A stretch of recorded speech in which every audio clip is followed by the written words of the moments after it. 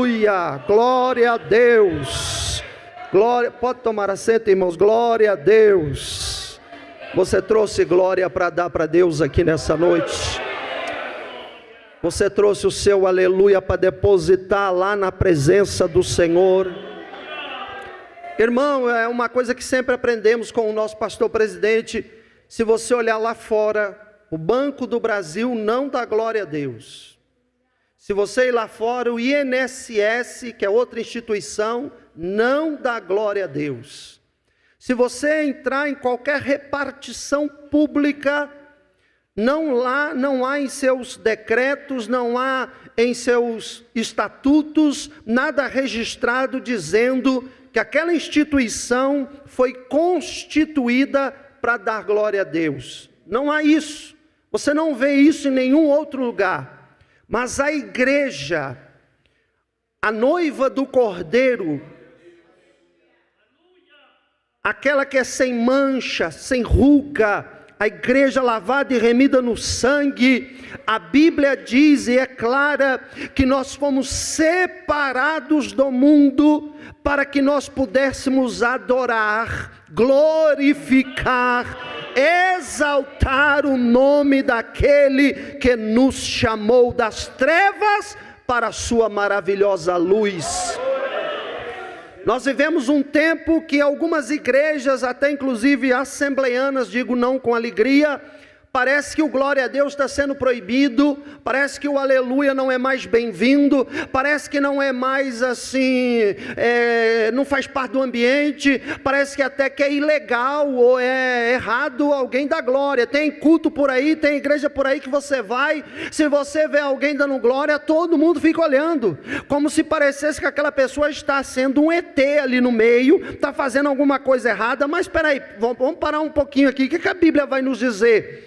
A Bíblia vai nos dizer que quando João está na ilha de Pátimos, e que então ele vê o céu se abrindo, e uma voz que diz, sobe aqui. A Bíblia diz que João sobe, e quando ele chega lá, a palavra do Senhor diz que ele contempla os anciãos, lançando as suas coroas diante do Cordeiro, e dando a ele toda a honra, toda a glória, todo o louvor. Ele é digno de toda honra, toda glória e todo louvor. Até você entender, ele é digno de toda honra, toda glória, todo louvor. Se o mundo não dá glória, a igreja dá glória. Se o Banco do Brasil não dá glória, a igreja dá glória. Se o INSS não dá glória, a igreja dá glória. Se lá fora ninguém dá glória, a igreja dá glória. Se outras igrejas não dão glória, aqui em Santo André tem uma Assembleia de Deus que levanta a mão e diz glória, glória, glória ao nome do Senhor. Se você trouxe glória para homem, guarde para você e volte com você para casa. Mas se você trouxe glória para Deus, não volte com ela, entregue o teu glória para Jeová nesta noite. Quantos concordam com isso? Quantos podem glorificar a Jesus? A igreja que me conhece sabe, não fico forçando, não fico pressionando, não sou um pregador que é movido à glória a Deus, mas uma coisa, quando o Espírito me impele a falar, eu falo porque o Senhor quer ser glorificado através dos seus lábios, meu irmão, e Ele é digno de honra e de glória. Por gentileza, assentado como você está, abra sua Bíblia no livro do profeta Ezequiel, capítulo 1, capítulo 1, Ezequiel. Bendito seja o nome do Senhor. O Senhor me deu esta palavra hoje à tarde. Hoje à tarde eu pedia ao Espírito Santo que me desse uma mensagem para as pessoas que iriam estar aqui neste culto. Eu não dimensionava a quantidade de pessoas, nem dimensionava nome por nome de quem estaria, e muito menos saberia que os ilustres irmãos, irmãs e famílias que nos visitam aqui nesta noite, estariam aqui. Eu não fazia a menor ideia que vocês nos visitariam aqui hoje. E quando foi por volta das 15 horas da tarde, o Espírito Santo de Deus, que não mente, que é fiel, que é verdadeiro, que é maravilhoso, que eu amo de paixão, o Espírito Consolador, o Espírito da verdade, veio ao meu coração e disse: esta é a mensagem, Ezequiel capítulo 1. E à medida que ele foi destrinchando a revelação, eu fiquei maravilhado, fui edificado, fortalecido, porque Deus, antes de falar com a igreja, fala com o pregador. E eu fui fortalecido, e eu tenho certeza que esta mensagem vai fortalecer a tua alma aqui nesta noite. Ezequiel 1, verso 1 até o verso 3, apenas 3 versículos, os 3 primeiros versículos, vai nos dizer assim a Sagrada Escritura: e aconteceu no 30º ano, no 4º mês, no 5º dia do mês, que estando eu no meio dos cativos, junto ao rio Quebar, se abriram os céus, e eu tive visões de Deus.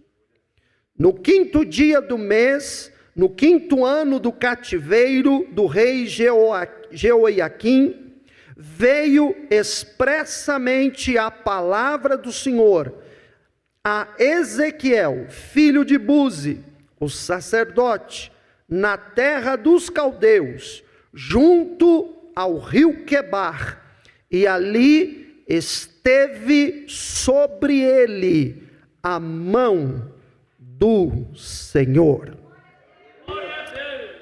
Baixe sua cabeça. Senhor Deus, em nome de Jesus, fale conosco na tua santa, inerrante e imutável palavra.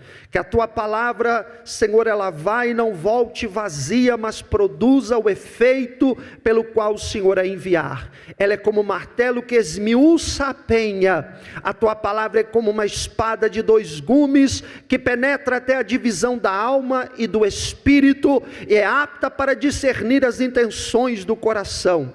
Que a tua palavra agora entre nos corações, que no nome de Jesus o diabo não consiga roubar esta palavra, que nada venha distrair a mente da tua igreja e do teu povo, mas que no nome de Jesus o teu nome seja glorificado, o teu nome apareça, que o pregador desapareça, que o pregador diminua, e que só o Senhor cresça e apareça neste lugar. Em nome de Jesus, fala conosco com poder, fala conosco com autoridade, fala conosco debaixo da unção do Espírito Santo, e nós ouviremos a sua voz. Que só se escute, ouça, entenda, interprete a voz do Espírito Santo nesta noite.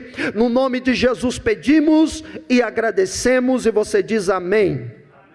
Glória a Deus. Meus irmãos, a Bíblia Sagrada vai aqui nos revelar neste livro do profeta Ezequiel.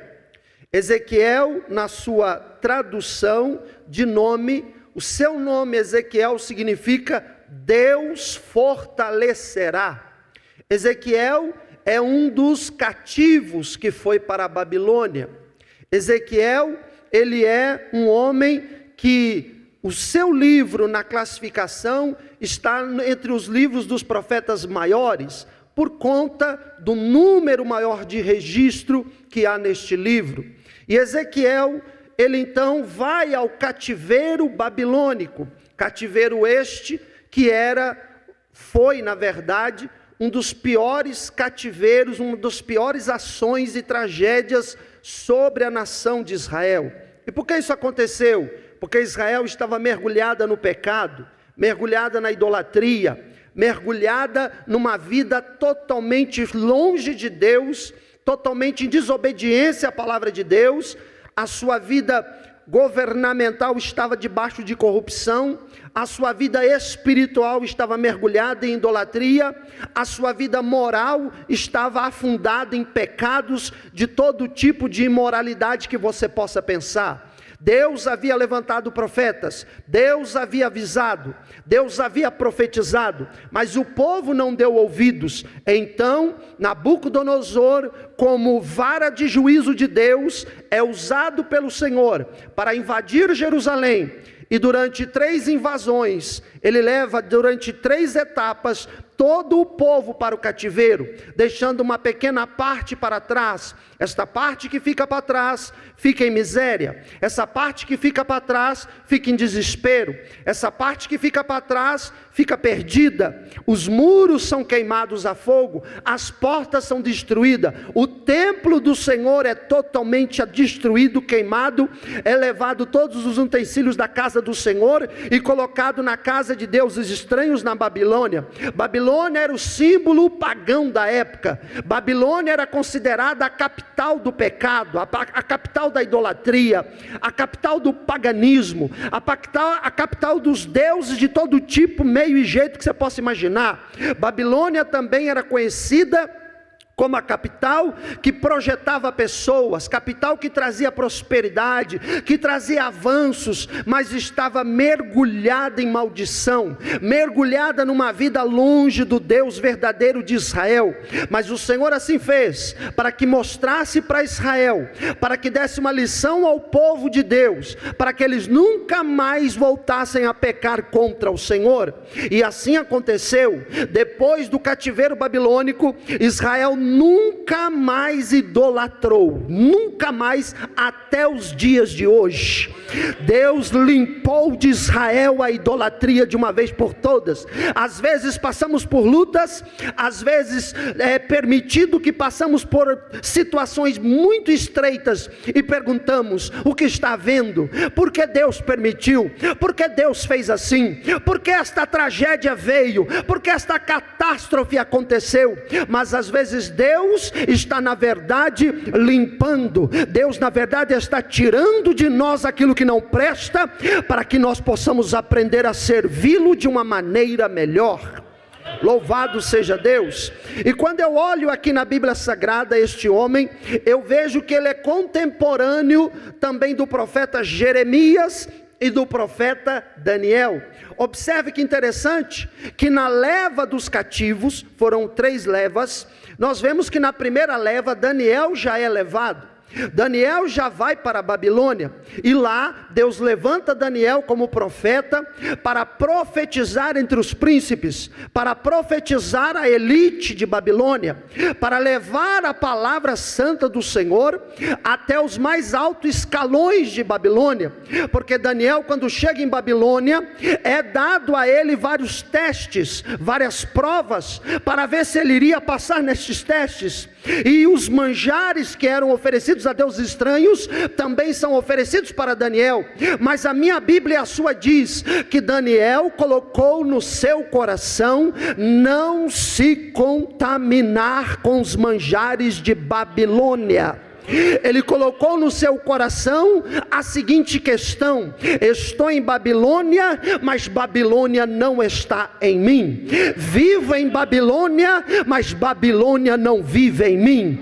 Converso com babilônico, ouço babilônico, mas não pratico o que babilônico pratica.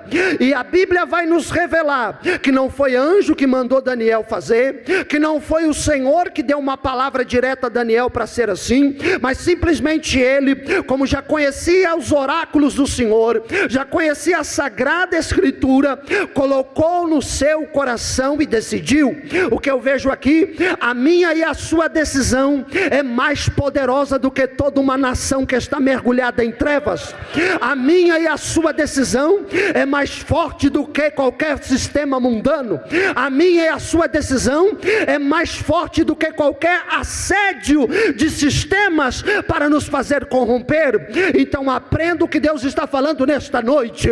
Tem pessoas que entram na Babilônia e logo que chega lá, a Babilônia já se apodera dela, a Babilônia já muda a mente dela, a Babilônia já muda o jeito dela, a Babilônia já transforma ela num babilônico, numa babilônica. Mas tem gente, louvado seja o nome do Senhor, que tem esse povo aqui nesta noite, que quando chega chega em Babilônia, já está decidido: Babilônia não me contamina, Babilônia não me influencia, Babilônia não vai dizer como eu devo andar, como eu devo vestir, como eu devo falar, como eu devo pensar, porque eu já tenho isto firmado nas minhas decisões. Louvado seja Deus.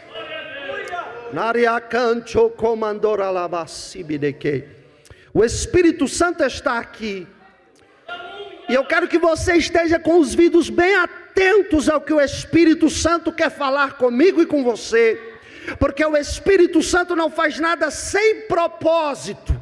Talvez você não está entendendo ainda, mas daqui a pouco você vai começar a entender o plano, o propósito que o Espírito Santo trouxe você aqui nesta noite. Levante a sua mão um pouquinho e dê glória ao nome de Jesus.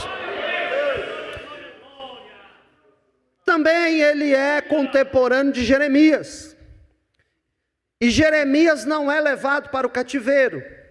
A Bíblia vai nos relatar que Jeremias ele fica em Jerusalém. O povo é levado cativo, os príncipes são levados cativos, mas Jeremias permanece em Jerusalém.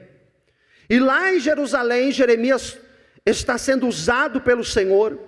Já estava sendo usado antes de que Babilônia adentrasse a região.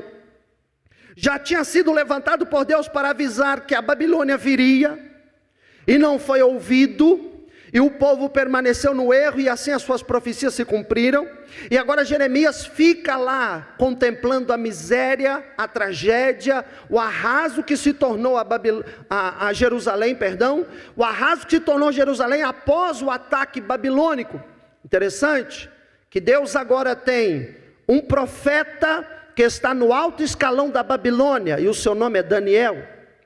Deus agora tem um profeta que está com o resto dos que ficaram para trás em Jerusalém. E Deus agora tem um profeta no meio do povo que está no cativeiro. E o nome deste profeta é Ezequiel. Diga assim: Deus nunca deixa ninguém para trás, ninguém no meio e ninguém na frente. Em todas as áreas, Deus sempre vai falar e sempre vai usar um profeta. Observe que mesmo o povo que errou, que pecou, e que o juízo veio através da invasão babilônica, vão para o cativeiro, mas Jeová não os deixa ir sozinhos. Jeová vai junto, enviando o seu profeta. Mesmo o povo que estava em Jerusalém, desfrutando da glória de Jerusalém, e agora estão tendo que servir a um imperador totalmente pagão, Deus está lá para bradar a sua palavra, até para que o próprio imperador da Babilônia tenha que ouvir a voz de Deus. E o povo que está em Jerusalém, que pensa que Deus os deixou para trás, Deus está lá usando Jeremias nas suas lamentações. Quando você lê o livro de Lamentações, você vê Jeremias expressando o sentimento do povo que ficou. Para você ter ideia, a situação era tão crítica, era tão difícil, que as mulheres no cerco babilônico, porque antes de atacar Jerusalém, Babilônia a cercou, e cercando ninguém entrava, ninguém saía, minou os seus recursos, atingiu o seu abastecimento de água, atingiu o seu fornecimento de alimentos, e aos poucos Babilônia foi trazendo o caos e a devastação para dentro de Jerusalém, sem ainda atacá-la, ainda no momento apenas de cercá-la. Cercou ela, não deixava ninguém entrar, ninguém sair, a fome se estabeleceu, a sede começou a governar, e diz a história, que a coisa era tão crítica, que as mulheres até começaram a cozinhar os bebês para comer. Foi uma tragédia tão grande. Às vezes, quando lemos a Bíblia tão por cima, e vemos a invasão babilônica sobre Jerusalém, a vemos apenas de repente de uma perspectiva apenas militar, de espadas, de mata um, mata dois, prende todo mundo e sai, mas não foi assim. Cercou primeiro Jerusalém, deixou muitos morrerem de fome, não tendo o que comer, os soldados enfraqueciam, não tendo com que beber água, o organismo começou a sentir. O desespero se estabeleceu, a economia de Jerusalém foi a zero, a crise se instalou na nação, e nada vinha para poder livrá-los. Já estava decretado que seria desta forma, a ponto das mulheres, que geralmente são aquelas que são mais passivas, aquelas que são mais quietas, aquelas que são mais prudentes, as mulheres começarem a cozinhar bebê. A coisa era tão feia que os príncipes de Jerusalém, você encontrava com eles revirando lixo dentro da cidade para ver se achava o que comer. Você encontrava Jerusalém andando nas praças e nas ruas, você via corpos em estado de decomposição, de velhos, jovens, crianças, grávidas, uma carnificina. Eles não tinham direito nem de pegar o corpo dos seus parentes queridos e levar para ser enterrado. Então se estabeleceu o mau cheiro, a podridão, e tudo aquilo imperava, e fora o medo de Babilônia atacar e entrar a qualquer momento. Isso eu estou falando apenas do cerco, antes da leva do cativeiro. Você observa que então, você tem uma nação que está mergulhada numa crise. Você tem uma nação que está sofrendo horrores com uma grande tragédia. E daí então Babilônia invade, começa a levar, leva uma vez, volta, invade de novo, leva outra vez, volta, invade de novo e leva por último. E entre a primeira leva e a segunda leva, Ezequiel é levado. Não se dá para determinar exatamente se ele foi na primeira ou na segunda, na terceira é certeza que não. E quando ele é levado, e ele está lá, agora, na Babilônia, mais de 1000 quilômetros de distância da sua terra, e ele chega em Babilônia, e agora já se fazem 5 anos que ele está lá, e agora ele está junto a um rio, chamado Rio Quebar. Este rio, ele era um braço do rio Eufrates, ele era um rio sem importância, porque na verdade o Eufrates era o rio de maior importância que havia. E quando ele está lá, perto deste rio que ninguém valorizava, um rio que para os judeus era considerado imundo, impuro, ele está perto deste rio, ele está numa nação pagã, ele está debaixo de uma grande crise que se estabeleceu. Aí vem a primeira lição. A primeira lição é a seguinte: nos momentos de maior crise, é quando Deus vai se revelar e trará a sua palavra. Eu vou repetir, nos momentos de maior crise, é quando Deus vai se revelar e vai manifestar a sua palavra. Porque quando ele está ali, e a situação é desesperadora, a crise é gigantesca, foi justamente nesta hora, como diz o verso 1 do capítulo 1 que você acabou de ler, e por favor deixe a sua Bíblia aberta nele, lá está escrito assim: estava eu junto ao rio Quebar, estava eu junto de um rio imundo, considerado imundo para judeus, estava eu no lugar que eu não gostaria, estava eu escravo no cativeiro, estava eu agora chorando a crise e a grande desespero da tragédia que aconteceu à minha nação, mas é nesta hora da crise que de repente, sem avisar, sem haver profecia anterior, sem haver uma visão anterior, sem haver um pressentimento, nada, de repente estou eu junto ao rio Quebar, e a abriram-se os céus, aleluia, abriram-se os céus, e eu olhei, e eu tive visões de Deus,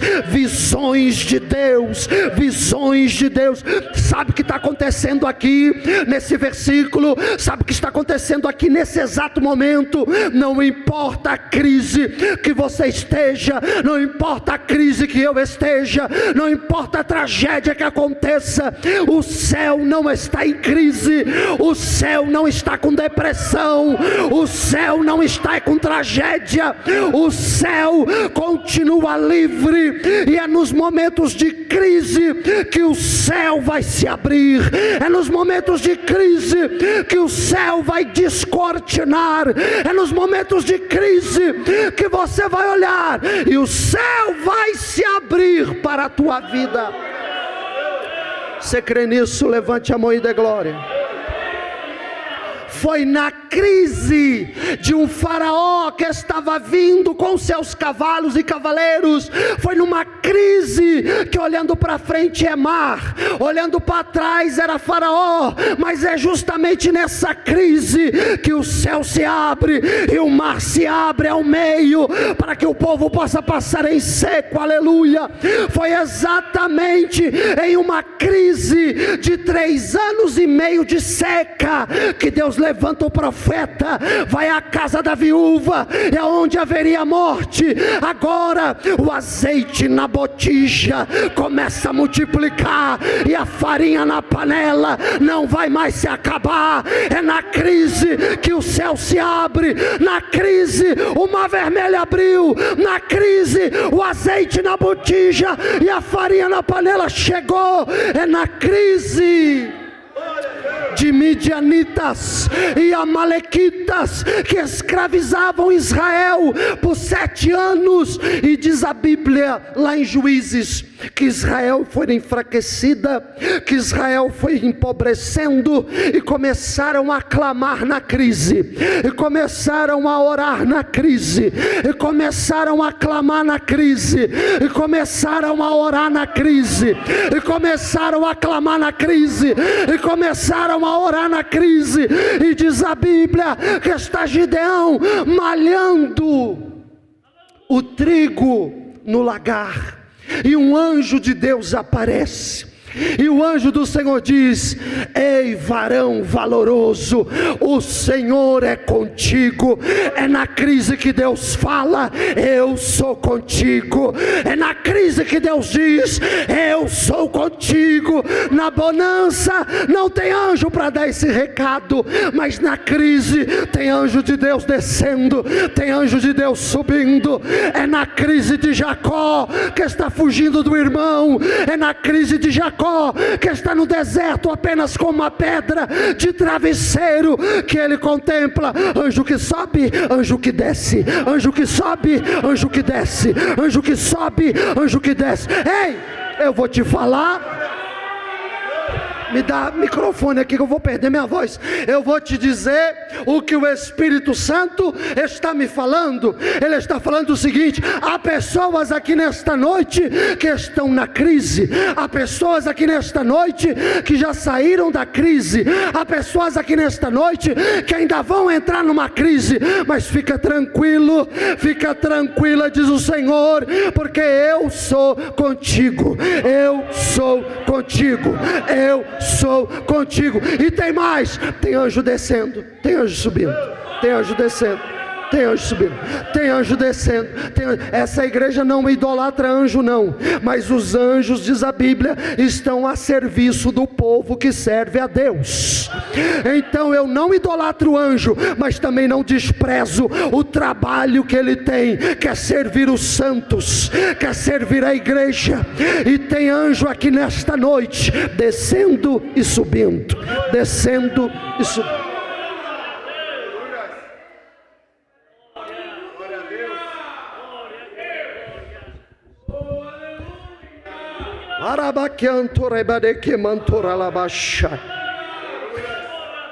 É exatamente nesta crise de que midianitas e amalequitas estão sufocando o povo de Israel, que o anjo diz para Gideão: o Senhor é contigo, varão valoroso.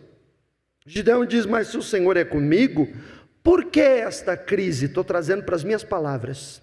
Se o Senhor é comigo, por que esta luta? Se o Senhor é conosco, por que estamos sofrendo tanto? E o anjo então insiste: vai nesta tua força, vai nesta tua força.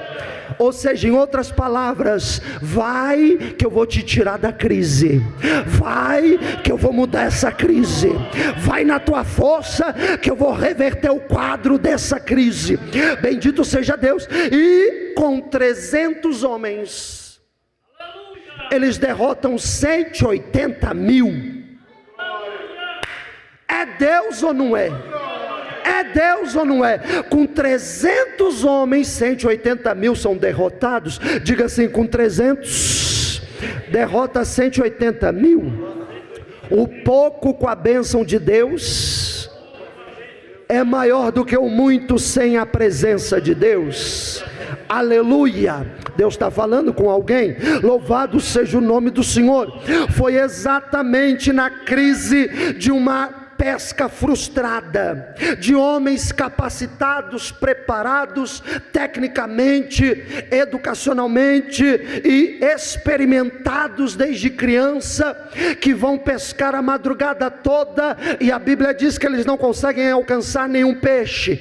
Quando eles retornam para a praia, é crise. Que crise? Não apanhou nada. Trabalhei a madrugada inteira, não ganhei nada. Trabalhei demais, rendeu pouco. Trabalhei muito, lucrei zero, prejuízo. Coisa difícil é você trabalhar, colocar a mão nos bolsos, tirar para fora e não tem. Isso dói, isso machuca, porque você não ficou de braço cruzado, porque você não ficou com preguiça, você foi atrás, você lutou, você confiou na tua experiência, você confiou no teu estudo, você confiou na tua habilidade. Afinal, há anos você faz isso, há anos você é capacitado nisso, há anos você é preparada nisso, mas não está tendo retorno, não está tendo retorno que você espera. É nesta crise que Jesus vem chegando, é nessa crise que Jesus vem se aproximando, e a Bíblia diz que Jesus pergunta: pegou alguma coisa? Não, não pegou nada. Volta e lança a rede de novo.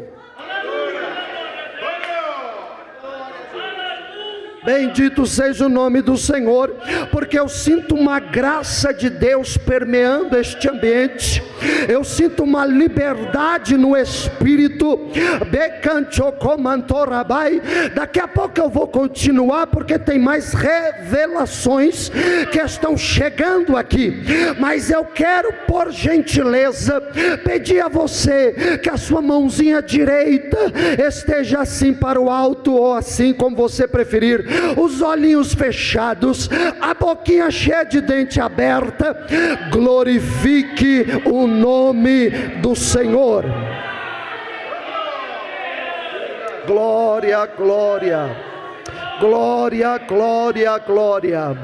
Exaltado seja o seu nome, Espírito Santo, Espírito Santo, Espírito Santo, maravilhoso, querido, amigo, especial.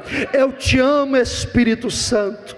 Eu não vivo sem a tua presença. Tu és tudo para mim, Espírito Santo.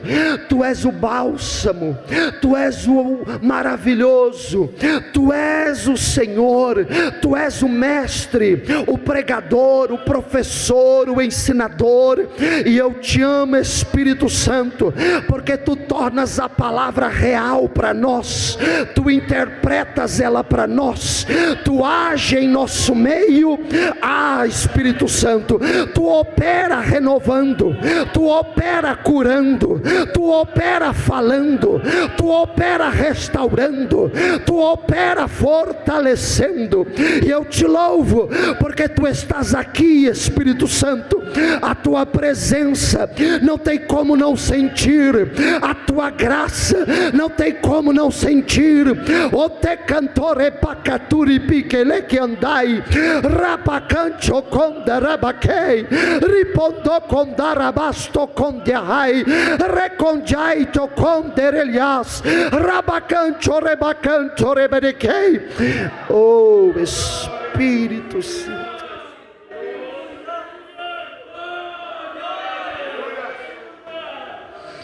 Santo, Santo, Santo, Santo, Santo, Santo, Santo.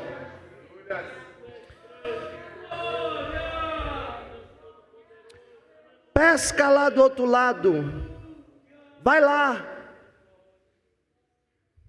Eu vou debaixo da tua palavra. A crise está muito forte, mas eu continuo acreditando na tua palavra. A crise está apertada, mas eu creio na tua palavra, porque a tua palavra está acima da crise que eu estou enfrentando. O Senhor diz para você nesta noite: a minha palavra está acima da crise que você está passando. A minha palavra não está debaixo da crise, ela está por cima da crise. A minha palavra tem autoridade sobre a tua crise, não é a tua crise que tem autoridade sobre a minha palavra, diz o Senhor para você. Ei, diga, eu não sou de fazer isso, mas o Espírito me impele e eu quero obedecê-lo. Sim, Senhor, eu vou obedecer e estou obedecendo. Diga: a minha crise está subordinada à palavra do meu Deus. Não deixe a tua mente dizer o contrário, porque se a sua mente falar o contrário disso, a sua mente está mentindo para você. Então nunca ouça ela, se ela estiver indo contra a palavra, se ela está desprezando a palavra, diminuindo a palavra de Deus, nunca ouça a sua mente. Só ouça a sua mente se ela estiver exaltando a palavra, se ela estiver fortalecendo a palavra no teu ser, porque aí não é a tua mente, é o Espírito de Deus que está falando nela, é o Senhor que está tocando nela. Louvado seja Deus. Eu prego assim, irmão, tem hora que eu vou no metódico, tem hora que eu vou sistematicamente, mas tem hora que Jeová me pega, eu saio do sermão e vou entregando revelação que Deus vai me dando aqui, vai pegando a sua, não sei para quem é, mas o Senhor não fala com quem está ausente, Ele só fala com quem está presente. Ei, glória a Deus, aleluia. Eu vou lá debaixo da tua palavra, e a Bíblia diz que eles lançam no mesmo lugar, pegam grandes fardos de peixe, a rede quase se arrebenta, tem que chamar um monte de gente para ajudar a tirar os peixes. Ou seja, o Senhor chegou, o céu se abriu na crise, no meio da crise. Me ajude a pregar. É na crise de um final de estudo bíblico que durou muitas horas, mas que todos eram apaixonados para aprender, que no final deste estudo bíblico, o sol já se punha, já era tarde, e não tinha mais para onde eles irem, o povo estava com fome, não tinha dinheiro para comprar pão para todo mundo, estabeleceu-se uma crise. Ficamos para o estudo bíblico, permanecemos no culto que durou mais de 5 horas, e agora o que vai acontecer? Não temos o que comer, e é nesta hora que o meu e o seu Jesus pega apenas pães e peixinhos e faz uma multiplicação, e na crise ele alimenta 5.000, fora mulheres e crianças, em torno de 25.000 pessoas. Alguns historiadores, alguns teólogos diziam que a multiplicação, segundo o catolicismo romano, é porque Jesus levantou o cesto, e quando ele abaixou o cesto já estava com todos os pães lá. Só que não, essa interpretação não é correta. Na verdade, havia realmente 5 pães e 2 peixinhos, e nada mais. Jesus levanta o cesto, Jesus ora, e quando Jesus abaixa o cesto, lá está 5 pães e 2 peixinhos. Mas como, pastor? Como que é esse negócio? É o seguinte: o pão estava na mão do apóstolo, do discípulo, do cooperador, do diácono, da diaconisa, daquele que estava ajudando na obra. E aí ele pegava um pedaço do pão e dava para alguém. Quando ele ia pegar aqui de novo, o pão crescia na mão dele. Aí ele tirava outro pedaço e dava para outro. Quando ele ia de novo e arrancava um pedaço, o pão crescia. Aí ele falava: toma pão, toma peixe, toma pão, toma peixe, toma pão, toma peixe. Porque tinha mais pão do que peixe. Peixe representa adoração, peixe representa louvor, e pão representa a palavra. No culto, glória a Deus pelo louvor, no culto, glória a Deus pelos cânticos. Mas a igreja tem que ter mais pão, a igreja tem que ter mais pão, a igreja tem que ter mais palavra, porque o que alimenta é o pão. Aleluia! Nem só de pão do mundo viverá o homem, mas de toda a palavra que sai da boca de Deus. O Senhor nesta noite está dizendo: eu vou multiplicar, eu vou multiplicar, eu vou multiplicar, eu vou multiplicar tuas finanças, eu vou multiplicar a graça, eu vou multiplicar a unção, eu vou multiplicar o chamado, eu vou multiplicar a membresia, eu vou multiplicar o povo neste lugar, eu vou multiplicar talento, eu vou multiplicar dom, eu vou multiplicar cura, eu vou multiplicar milagre, porque é chegada a hora, o tempo está se aproximando, e a minha multiplicação será visível, para que o meu nome seja glorificado nesta casa.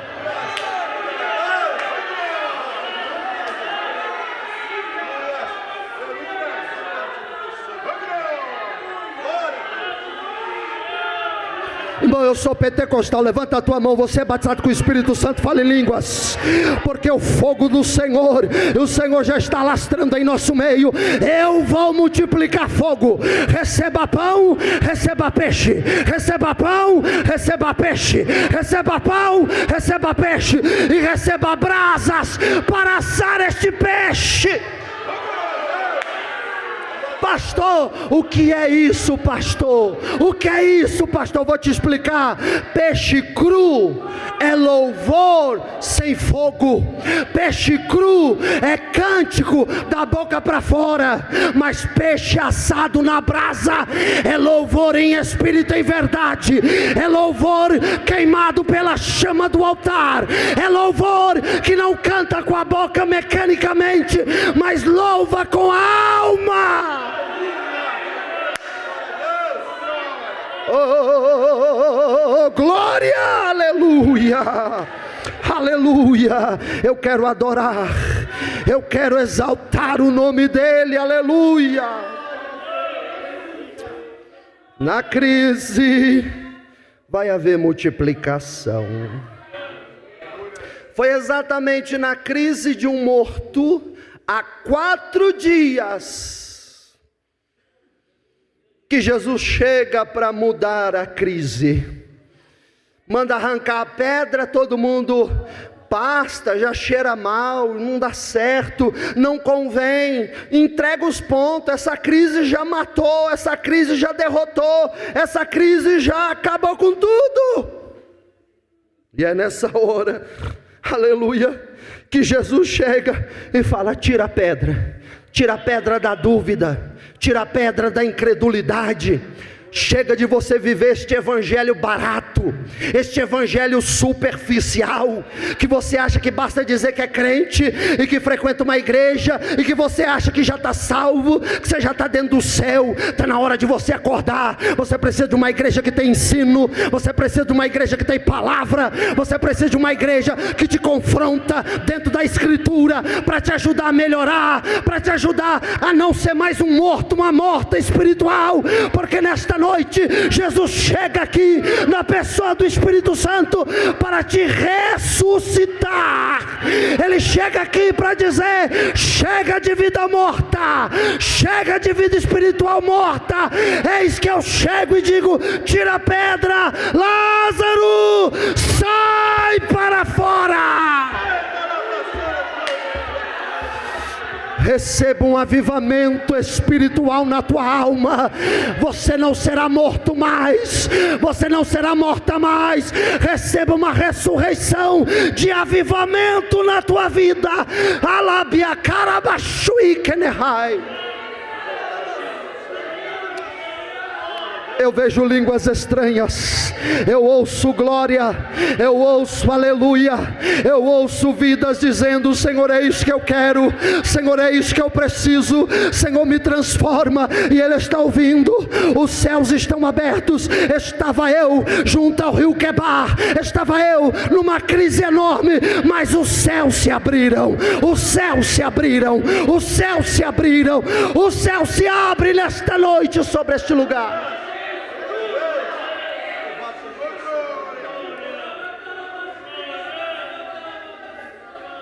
Vai,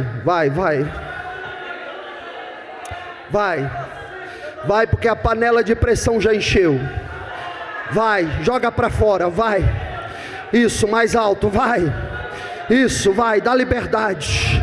Aqui não é proibido dar glória, aqui não é proibido língua estranha, aqui não é proibido profetizar, aqui não é proibido ter visão, aqui não é proibido ter revelação, aqui não é proibido interpretação de línguas.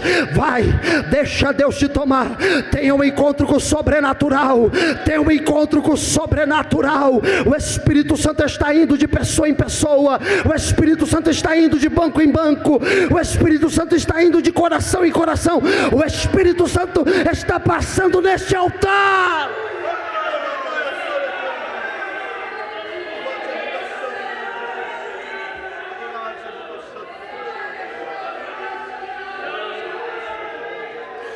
Há quanto tempo você não fala línguas?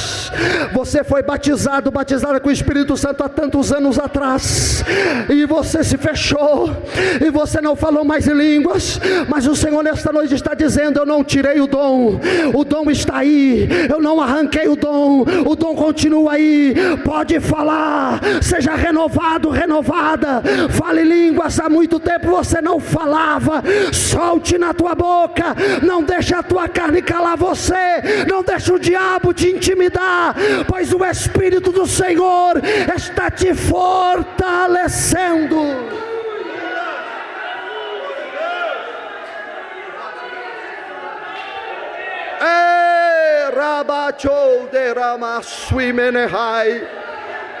Pastor, o que é isso? Isso aqui se chama culto pentecostal.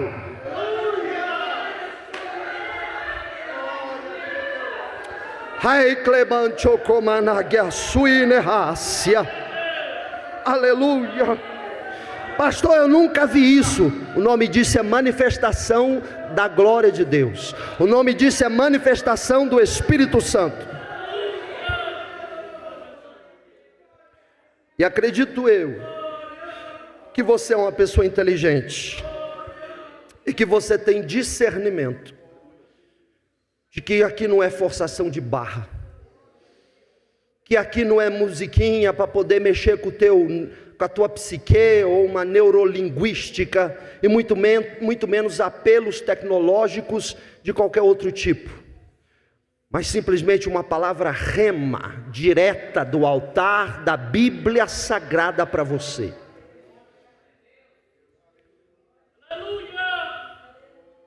Deus manda te dizer: esta crise não é para te matar, esta crise é para que os céus se abram na tua vida, pois foi esta crise que te trouxe até aqui, foi esta crise que te conduziu até aqui.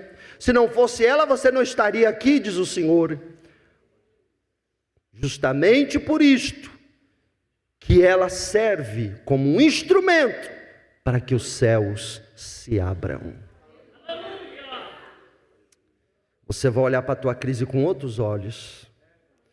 Você vai dizer: Senhor, glória a Deus, porque quanto mais a crise está apertando, significa que o céu vai se descortinar. Bendito seja o nome do Senhor. Segunda e última lição que eu aprendo aqui. Nós vemos que são nos momentos de crise que Deus vai falar, que Deus vai se revelar para nós. Segunda lição que eu aprendo aqui está exatamente no verso de número 2. No 5º dia do mês, no 5º ano do cativeiro do rei Joaquim. No 5º dia do mês, no 5º ano do cativeiro. No verso 1 do capítulo 1, ele começa dizendo assim: no 30º ano. No 30º ano. Aconteceu no 30º ano. Esse 30º aí é a idade que Ezequiel tem. Ezequiel está dizendo assim: quando eu completei 30 anos de idade. No 30º ano. E interessante que ele é detalhista. E geralmente detalhes é uma coisa mais para mulher. Mulher lembra do dia, da data, da cor, do horário, do mês, da vírgula, do ponto, do perfume. Mulher é tremenda nesse negócio. Tanto é que os maridos aí que se cuide. Porque dependendo da frase que você falou há 50 anos atrás, 30, 20, 10, ela consegue trazer o dia, o horário, o momento e até a expressão facial que você fez. Já nós homens somos muito desapercebidos com isto. Nós esquecemos datas fácil, nós esquecemos momentos fácil, poucas coisas ficam registradas na nossa caixinha de memória, mas elas não, elas têm isso, elas já são assim, essa bênção criada por Deus. E me espanta que um homem chamado Ezequiel, não é uma mulher, é um homem, está sendo tão detalhista. Por quê? Afinal, para que colocar tanto detalhe no início de um capítulo? Para que dizer no dia do 30º ano, quando eu completei 30? Para que dizer no 5º dia, no 4º mês? Para que tantos detalhes? Simples, porque Ezequiel era filho de um sacerdote chamado Buzi, e como a linha sacerdotal era hereditária, o filho de um sacerdote se tornaria também sacerdote. E o sacerdote era separado por Deus para servir ao Senhor por toda a sua vida dentro do templo de Jerusalém. E lá na casa de Deus, e lá no templo de Jerusalém, o sacerdote, ele oficiava o seu propósito, ele cumpria o seu objetivo. Para que eu nasci? Eu nasci para servir ao Senhor. Para que eu nasci? Eu nasci para estar dentro da obra da casa do Senhor. Para que eu nasci? Eu nasci para ser um sacerdote no templo do meu Deus. E isso era um motivo de muito orgulho, de muita alegria, de uma grande esperança e sonho na vida de Ezequiel. E quando é que o sacerdócio começava? Aos 30 anos de idade. Aos 30 anos de idade você iniciava o seu ofício sacerdotal. Por isso Jesus começa o seu ministério aos 30 anos de idade. E aí quando nós olhamos e vemos, a Bíblia está dizendo que Ezequiel está falando assim: quando eu completei 30 anos, meu pai sacerdote ficou para trás. Estou longe do meu pai, estou longe da minha mãe, vim com a minha esposa. Mas após alguns anos no cativeiro, a esposa dele morre. Ele sabe que ele vai ficar no cativeiro por 70 anos, porque foi profetizado pelo seu contemporâneo Daniel, que o cativeiro ia durar 70 anos. Ele está lá apenas 5 anos, ele sabe que ainda vão ser mais 65 anos de cativeiro, e quando está no 5º ano do seu cativeiro, ele completa 30 anos de idade. Ele se lembra dos tempos de Jerusalém, ele se lembra que se estivesse em Jerusalém, começaria o seu sacerdócio, se estivesse em Jerusalém, entraria no templo para oficiar diante do Senhor, e aquilo era uma honra muito grande. Olhe para mim, preste atenção. E aí quando você olha, você vê Ezequiel desabafando, você vê Ezequiel dizendo: cadê o templo? Foi destruído. Cadê a casa do meu Deus? Foi queimada a fogo. Cadê as portas? Acabou. Cadê Jerusalém? Está destruída. Cadê meu pai? Ficou para trás. Cadê minha esposa? Está aqui comigo, mas vai morrer. Cadê o cativeiro? Mais 65 anos de sofrimento que vem pela frente. Não realizei meu sonho. Meu sonho era ser sacerdote dentro do templo. Não vou ter meu sonho realizado. Meu projeto de vida era estar servindo na casa. Não vai ser concretizado. Eu sei que uma vez que eu estou dentro do cativeiro, eu não vou sair daqui mais. Eu vou morrer aqui em Babilônia. E diz a história judaica que Ezequiel foi morto por um príncipe israelita que era idólatra. Quando ele o confrontou com a sua idolatria, esse príncipe o matou. Ezequiel morre com 55 anos de idade, morre cedo, morre ainda jovem, não realizou o sonho de entrar no templo e de ser sacerdote. E ele está desabafando. Sabe o que eu vejo aqui? Ezequiel frustrado. Eu vejo Ezequiel frustrado. Eu vejo Ezequiel olhando e dizendo assim: eu sonhava com esse dia. E esse seria o dia, se eu estivesse em Jerusalém agora, eu estaria começando o meu ofício sacerdotal. Projetei isso para a minha vida, desejei, mas agora eu estou no lugar que eu não quero, fazendo o que eu não quero, morando onde eu não quero, vivendo uma vida que eu não quero. Estou numa terra pagã, e eu era de uma terra que só adorava o Deus vivo. Estou num rio impuro, enquanto que eu tinha um rio cristalino lá.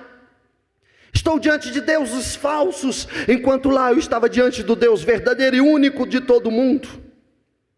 Então eu vejo um Ezequiel que está mergulhado na frustração, eu vejo um Ezequiel que está mergulhado na dor, mas é justamente na frustração, é justamente na dor, é justamente nesta hora em que ele olha e não vê os seus sonhos com perspectiva de ser realizado, que de repente diz a Bíblia, no versículo de número 3, veio expressamente a palavra do Senhor a Ezequiel, filho de Buzi, o sacerdote, na terra dos caldeus, junto ao rio Quebar. E ali, na terra do caldeu, ali na terra pagã, ali no rio imundo, no rio Quebar, no rio impuro, no rio que não era importante igual o Eufrates, ali na Babilônia, no lugar ruim,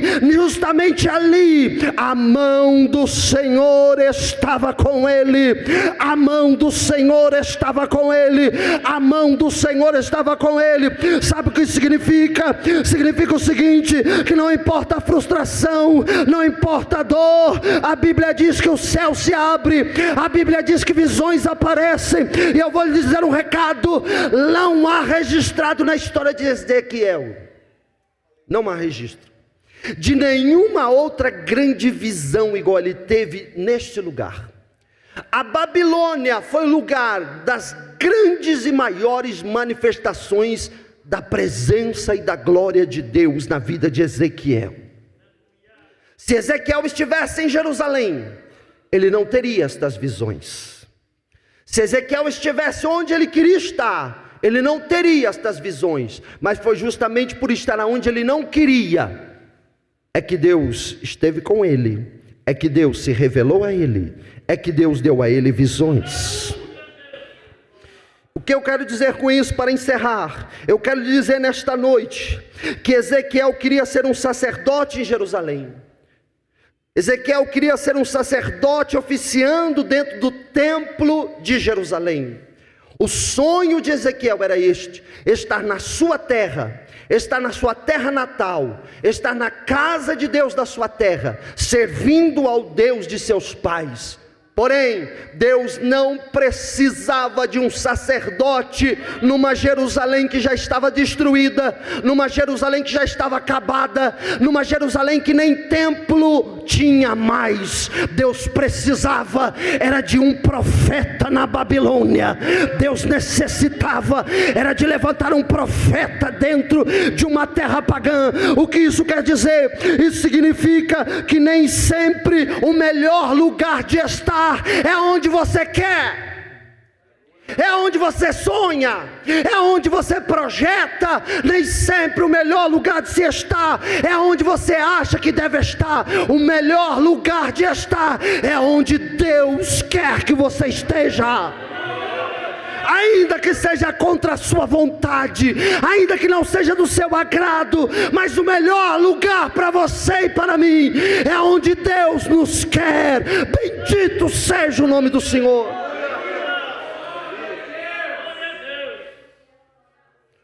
Diga: aonde Deus me quer é aonde eu devo estar. Se você perguntasse para Ezequiel: quer estar aqui? Ele ia falar: não. Gosta de estar aqui? Ele ia dizer: não. Tem alguma coisa que te agrada aqui, que te faz ficar? Ele ia dizer: não. Onde você queria? Eu queria qualquer outro lugar, menos aqui. Mas Deus está dizendo: mas é aqui que eu te quero. É aqui que eu te chamei. É aqui que eu te coloquei. É aqui que eu te trouxe. Você pode não se agradar agora, mas é aqui que você vai ter visões, revelações. É aqui que eu vou te fortalecer, é aqui que eu vou te levantar, é aqui que eu vou te usar como profeta nas minhas mãos.